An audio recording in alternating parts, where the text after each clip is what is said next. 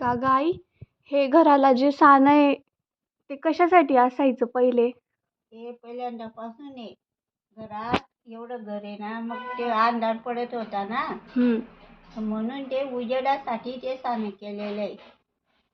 मग ते झाकते कशा मी ती बारी ते साने राहते ना, मग डाब्यात फुकुटा राहतो ना, तो सगळं हवेनं घरात उडतो, हम्म. खाली येतो. त्याच्यासाठी झाकून ठेवते. त्याच्यासाठी कागद टाकून ठेवला म्हणजे तो फुकुटा खाली येत नाही, देवाराही बसत नाही आणि घरात बी येत नाही. बरोबर.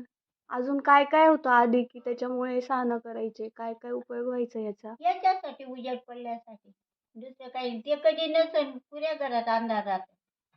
आता लाईट येते, लाईट लावलेले राहतात आपले. पहिल्यानं का लाईट होते का? नाही.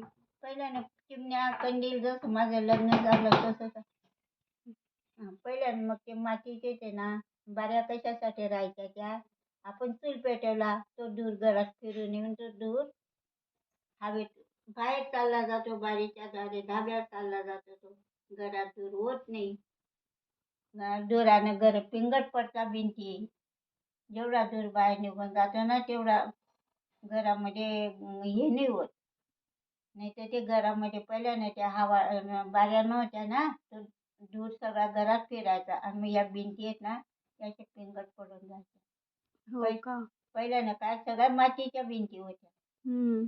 सिमेंटच्या नव्हत्या. मागून केल्या सिमेंटच्या भिंती. पहिल्यानं सगळं मातीचं. हेअरस्टाईल तर तुझ्या लग्नाच्याच बसवले काकानं. पहिल्यानं ती जुनी फरशी होती. हम्म.